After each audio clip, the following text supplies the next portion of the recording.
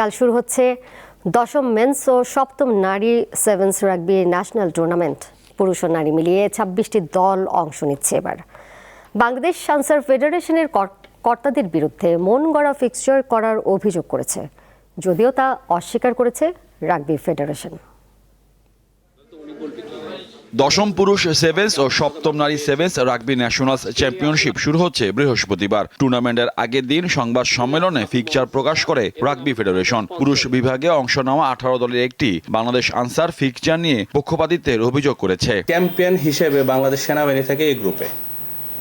এটা হচ্ছে নিয়ম, টুর্নামেন্টের সবসময় নিয়ম। এই গ্রুপগুলো শেষ হওয়ার পরে যখন নকআউট পর্ব শুরু হচ্ছে, সেখানে সাধারণত এর সাথে সির খেলা হয় আর বির সাথে হয় ডির খেলা, কিন্তু এখানে ওনারা করছে কি, এই জিনিসটা হাতে করা হয়েছে, এর সাথে বীর খেলা দিয়ে দেওয়া হয়েছে। যারা শিরোপা প্রত্যাশী এই টিমগুলো দেখা গেছে এখান থেকে 50% টিম ওই নকআউট পর্ব থেকে ঝরে যাবে। টুর্নামেন্টে অংশ নেওয়া 18 দলের আরেকটি সাতক্ষীরা জেলা, যেটি প্রশিক্ষক হিসেবে দায়িত্বে আছেন রাগবি ফেডারেশনের প্রধান নির্বাহী নাজমুস সাকিব শোভন ও মিডিয়া কমিটির সদস্য আল ইমরান। বাংলাদেশ আনসার দলে কর্মকর্তাদের দাবি, একটি নির্দিষ্ট দলকে টুর্নামেন্টের ফাইনালে ওঠানোর জন্য প্রতিযোগিতা ড্র ও ফিক্সচার করেছেন ফেডারেশন কর্তারা।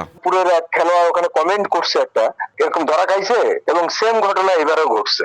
তো সেখানে একজন সিইও, যিনি হচ্ছে বাংলাদেশের সিইও দায়িত্ব পালন করে রাগবি ফেডারেশনের, যে সেখানে সে হা হা করে উনি একটা দায়িত্বের জায়গা থেকে উনি এটা কিভাবে করতে পারে। এই বিষয়ে টুর্নামেন্ট কমিটির সহ সম্পাদক জানান, ফেডারেশনকে বিব্রত করার জন্য এই ধরনের অভিযোগ করা হচ্ছে।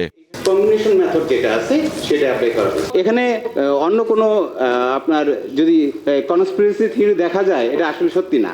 দেশে ক্রীড়াঙ্গনের অবস্থা বিবেচনা করলে পেছনের সারিতে অবস্থান বাংলাদেশের রাগবির, কিন্তু টুর্নামেন্ট নিয়ে যখন কাদা ছোড়াছুড়ির মতো অবস্থা, তখন খেলোয়াড়দের ভাগ্য ঝুলে থাকে নানা অনিশ্চয়তায়। মোহাম্মদ হাসিব, দীপ্ত স্পোর্টস, ঢাকা।